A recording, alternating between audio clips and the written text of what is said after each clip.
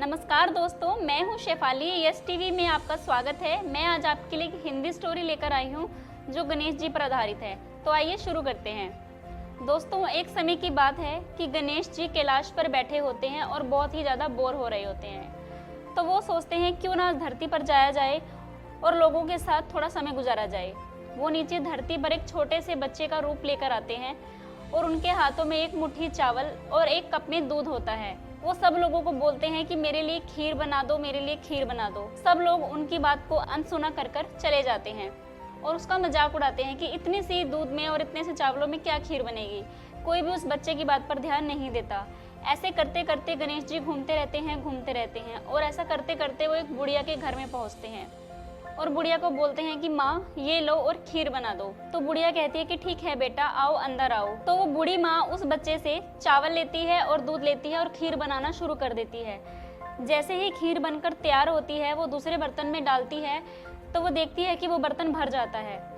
फिर वो दूसरे बर्तन में खीर डालती है, वो बर्तन भी भर जाता है। ऐसे करते करते उसके घर में जितने भी बर्तन होते हैं वो सबके सब भर जाते हैं। फिर वो कहती है कि बेटा ये सब बर्तन भर चुके हैं, अब मैं क्या करूं, अब मेरे घर में कोई भी बड़ा बर्तन नहीं बचा। तो गणेश जी उसको बोलते हैं कि माँ बाहर जाओ, पड़ोसियों के घर से कोई बड़ा बर्तन लेकर आओ। वो पड़ोस के घर में जाकर वहाँ से भी बड़े बर्तन लेके आती है और जब वो घर आती है तो वो सब बड़े बर्तन भी भर जाते हैं। तो वो बच्चा उसे कहता है कि माँ अब आप पड़ोस के घर में जाओ और जितने भी लोग आपके पड़ोस में रहते हैं उन्हें आप खीर पर आमंत्रित करो।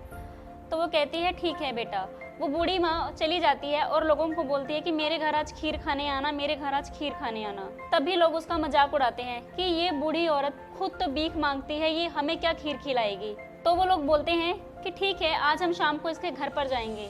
इतने में ही घर पर उसकी बहू बोलती है और मन मन में सोचती है कि अगर सबको खीर पर बुला लिया गया और खीर खत्म हो गई तो मैं क्या खाऊंगी। वो एक कांसे के बर्तन में खीर डाल लेती है और अपने कमरे में चली जाती है और हाथ जोड़कर बोलती है कि गणेश जी आपको भोग लगे, और खीर खाना शुरू कर देती है और वो खीर खा लेती है। जैसे ही वो बूढ़ी औरत घर आती है थोड़ी देर बाद ही सब लोग भी आ जाते हैं और सब लोग पेट भरकर खीर खाकर चले जाते हैं। उसके जाने के बाद बूढ़ी माँ कहती है कि बेटा चलो अब हम भी खीर खा लेते हैं। और गणेश जी कहते हैं कि माँ मैं तो खीर खा चुका। वो कहती है कि तुमने खीर कब खाई। कहता है कि जब आप लोगों को आमंत्रित करने गए थे तब आपकी बहू ने खीर खाई थी और कहा था कि गणेश जी आपको भोग लगे, और तभी मेरे को भोग लग गया था। बूढ़ी माँ बड़ी हैरान होती है और पूछती है कि क्या तुम गणेश हो। वो बोलता है कि हाँ माँ मैं गणेश हूँ, और वो बहुत खुश होती है और उसको नमस्कार करती है।